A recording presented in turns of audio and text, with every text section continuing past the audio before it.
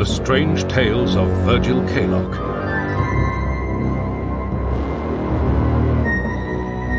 The Curse of the Albion.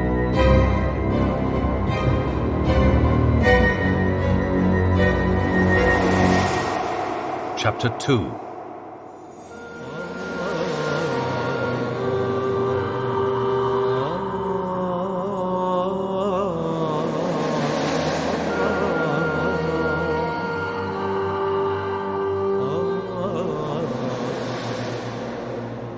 The captain was kneeling by the lifeless body of a man. He was one of the older sailors, with the mutton chop whiskers that are common among seafarers of his age. He was lying on his back, his body perfectly rigid, staring with sightless eyes up into the night sky. His mouth was partially open, as if he had died surprised, in wonderment or in horror. Stand back! Give me room! Make room! Make room! The poor man, what's happened? We don't know, Ma'am. Nobody saw. What was he doing? Was he working? Yes, he was. On the ropes. Did he fall from the rigging? No. Deck work, Ma'am. He was on the deck. Perhaps it was a heart attack. Or a stroke. Very likely. Let's make some room. There's nothing you can do here. I recommend that you all go to your cabins and the men will sort things out. We'll take care of him. You know what to do, McNeish? Yes, sir. Yes, quite so, yes. We'll all go. I'm so terribly sorry, really terribly sorry. If there's anything I can do, his family... Thank you, Lady Tregaskis. What was his name? Bill, miss. His name was Glazer, miss. William Glazer. We shuffled off from the awful scene in silence and gathered in a somber group a few yards away. I think we'd better do what the captain says. What awful luck. Poor man. Awful. Clearly there's nothing we could do that will be of any help. We should leave them to it. It's just terrible, shocking. Not a good start at all. I will see you all in the morning. Good night. Good night. Good night. Yes, in the morning. I too will see you all in the morning. Good night, Mr. Gamal. Well, I suppose I ought to go too. Good night, Mr. Epilogue. Good night, Miss Bell. I couldn't face sitting alone in my cabin, and so I hoped I might make myself useful. I helped carry the body below decks. We stowed him in the hull with the crates from the dig, with a view to burying him at sea the following day. There was no sarcophagus for Glazer, no gold or jewels, just a poor dead man wrapped in sailcloth, ready to be cast overboard. I sat on deck, in the dark, gazing out across the Mediterranean Sea. Mr. Epilogue? I really don't want to be alone in my cabin right now. I think I'll just sit here for a while. Well, may I join you? Yes, please do. I wish you would. It's still very warm, isn't it? Even with the breeze. He looks so awful. The poor man. So pale.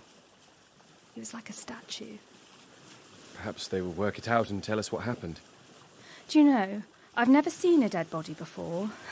I'm sorry, I'm shaking. Yes, it's just awful. Quite ghastly. It's funny. We've all been talking and carrying on over a dead body that's thousands of years old, and somehow it wasn't shocking at all. It was fun. And then when you see death happen so close to you, it's all different. It's real. It's serious. Yes.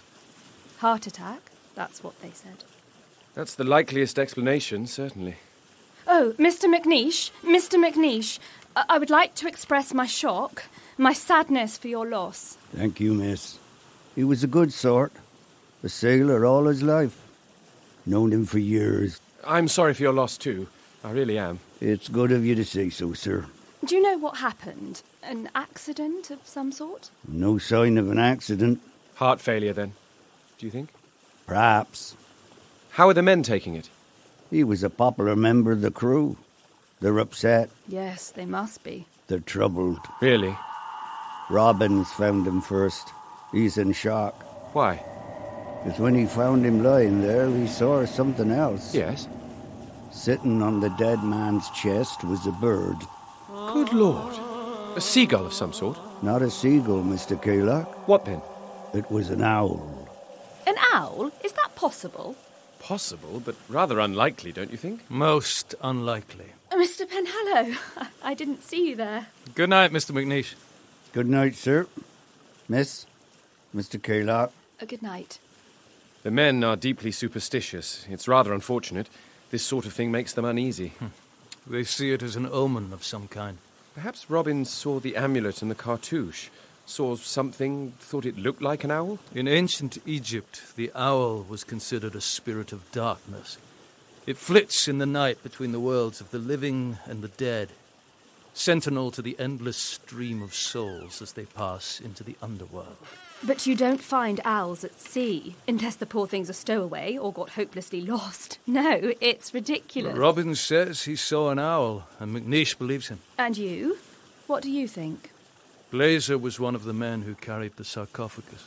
Well, we have all handled something from the tomb, every one of us. Yes, Miss Bell. Yes, we have. Each and every one of us. Good night to you. He doesn't like me.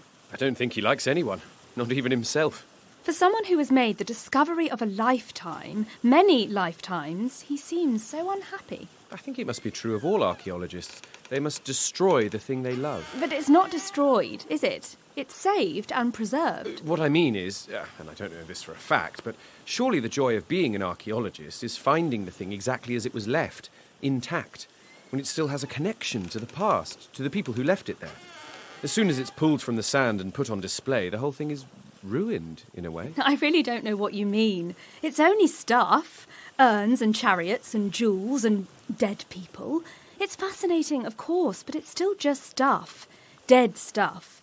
It's better off in a museum than sitting underground, gathering dust. I'm sure you're right. Yes, you are quite right.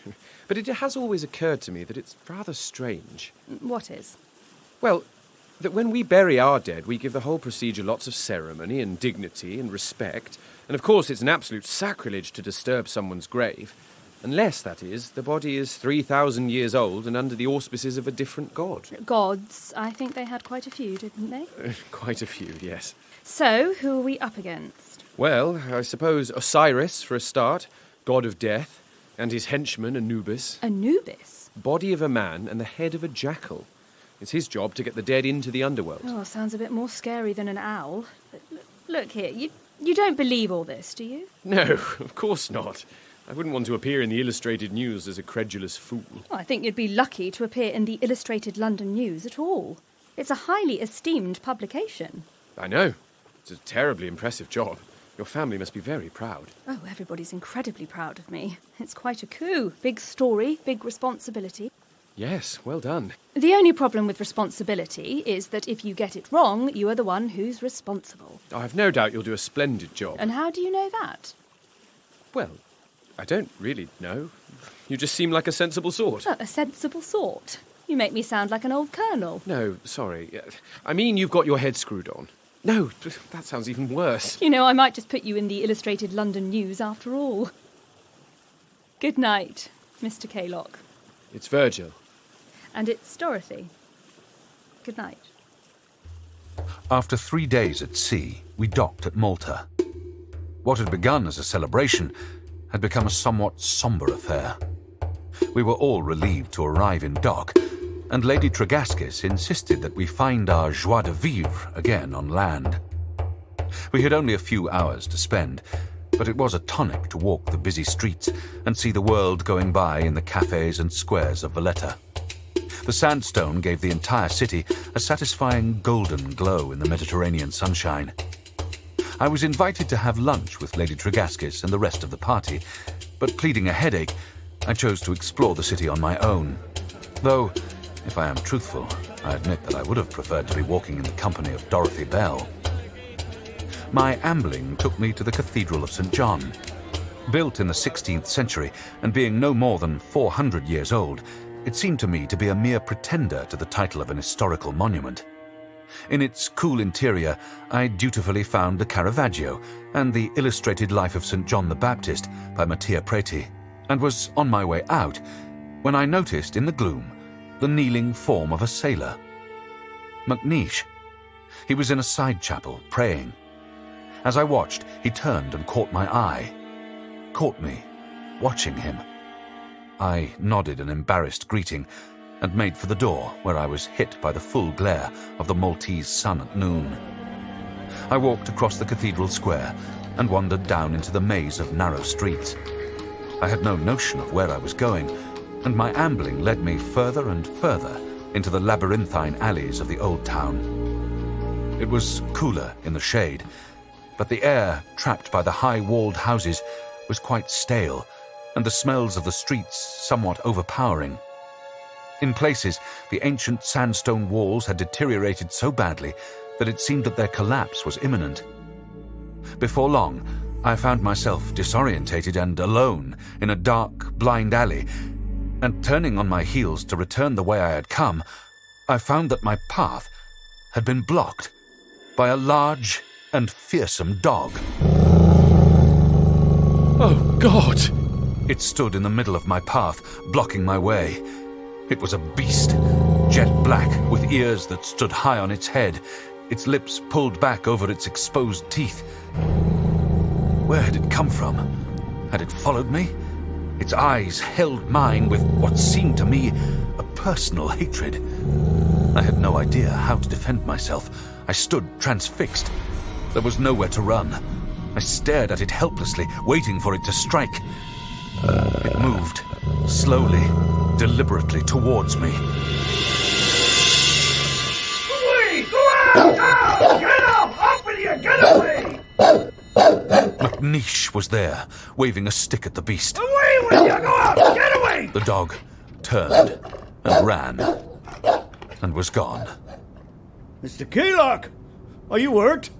No, I'm quite all right. Thank you. Thank you so much. What a ghastly encounter. You're unarmed? Yes. Yes, thank you. Though what might have happened had you not arrived... Well, these streets are dangerous, Mr. Keylock. Pickpockets, mostly. I followed you. Oh, and I'm grateful. Thank you, really. Oh, goodness. I must sit down. No, here, sir. Sit down here. We have not spoken for a few days, sir. No. It's been a difficult time for you, I know. And the crew, too, of course. Well, we carry on, sir. I am full of admiration for you and your men. You get on with the job, and a fine job, too. You deserve a moment of contemplation. I saw you just now in the cathedral. There is something amiss, sir. Sorry, amiss? What is amiss? Something wrong. On board. Mr. McNeish. Now, you've noticed it, sir? No, Mr. McNeish, I can't say that I have. Well, the men have. They've noticed it. It's odd. What is odd? This ship, this cargo, it's all wrong. It's evil. Mr. McNeish, an owl is not a... There is something moving about the ship. What? I should think a lot of us are moving. You know, he speaks to it. The mummified corpse. Who? Penhallow? Well, he is the only one that can. Look, I'm sorry, I don't mean to be dismissive, but... When you work a ship, you know when it's not right. It's moving about. Mr. McNeish, you have my greatest respect, but, well, you know that's absurd. And even if it were, as you say, well, there's not so much I can do about it. That's a shame. The crew are good men, I know. I picked them. Whatever it is you've brought on yourselves, the men don't deserve it. And they will not stand for it. And with that, he walked off. I felt shaken. I collected myself for a minute or two, and then I found my way back to the harbour. Welcome back, Mr. Keylock. Thank you, Captain. I hope I've not held you up. No, quite on time. But we are missing a crew member. We must wait for a while, I'm afraid. Fine by me. It happens sometimes. A sailor will get lost or enjoy himself a little too much. He'll be in a bar, no doubt. If he's not back shortly, McNeish and the men will have to go and find him. In that case, I may as well wait here on the quayside. We will be on the boat for some time, I think. Likely to be a week before Gibraltar. Excuse me. Yes, of course. Virgil, where were you? We all had lunch without you. Dorothy. Yes, I wanted to see the sights. Good lunch. Oh, I wish I'd come with you. We've all spent too much time talking and lunching. Have you heard? One of our sailors is missing. Yes, drunk somewhere, probably. I don't think so. His name is Richard Cobb. He doesn't drink. lost then, I suppose? McNeish thinks he's left us. Really? He says the crew are unhappy. Sometimes, he says, men just leave, disappear and turn up on a different boat somewhere. We don't want to start losing crew. They seem frightened. Deeply superstitious. I think I might be turning a little superstitious too, actually. Really? But you're the colonel with his head screwed on. I am, usually. But I know what they mean. That body in the hold. It seems to be in the back of my mind the entire time. Even Lady Tregascus says she finds it unsettling. I even dreamt about it. Ships are strange places. I dreamt that I belonged to him. To Tepi, to the Pharaoh. That I was a servant of some sort. I was being buried in sand, alive. Someone was pouring sand over me. It was in my mouth, my ears. I was drowning in sand. I tried to see who it was. And who was it? The Pharaoh? No, it was a man. Well, it had the body of a man and the head of a dog. Anubis. But I told you all about him, you remember? That's why you dreamt of him. Yes, I know. But it was so strange. It was so strange. Look, in 3 weeks we'll all be home, safe and dry, journey's end. We'll all be at the centre of a terrific brouhaha, and your story will be read by absolutely everyone. You'll be quite famous. Terribly exciting. You'll be so famous, in fact, that you might not be humble enough to go for tea with me. Tea? With you? I'm not certain that my humility will stretch to tea with you. I may be busy being humble with the rich and influential. I shall gauge my humility nearer the time and let you know. Thank you, if you would. Richard Cobb did not return to the ship. He had disappeared, and we set sail for Gibraltar. Though we continued with an endless round of drinks and lunches aboard, the days passed in a joyless fashion. It is a peculiar sensation to be aboard an unhappy ship. There is no escape. The melancholy seems to spread to every corner, to every rope and plank. There are no distractions from it, no new faces or surroundings. The unhappiness engulfs you and the ship, and then spreads out beyond, to the horizon. It's Cobb! They found Cobb! They found Cobb! Mr. McNeish, what's going on? There was no reply from the boatswain who brushed past me with a few of the men. I followed them into the hold. Even with the Mediterranean sun burning the deck, below ship was a sepulchral gloom. The sailors had gathered around a crate in a storeroom. Some held kerchiefs to their faces. The lid had been pulled off, and they were staring down into it. What is it? What's going on? I recoiled as I was hit by the stench. A wave of putrescence flowed from the crate. But then I saw. The crate held the wheels of several chariots stacked in rows, wooden panels presumably also from the chariots, and the body of the missing man, Cobb. He was positioned sideways in the box, stacked like the wheels and panels, his face looking up over his shoulder, as if suddenly surprised by a devil only he could see.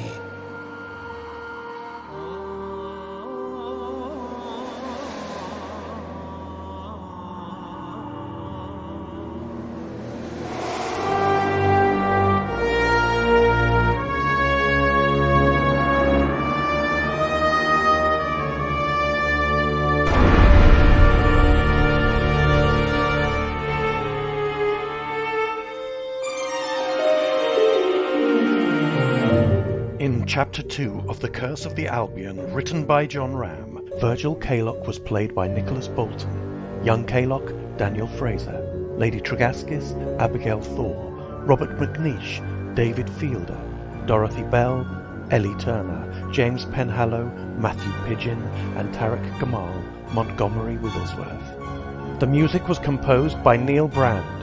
The Strange Tales of Virgil Kaylock are supported by the Arts Council Lottery Fund and produced by Richard Varman, Martin Malone, and John Ram.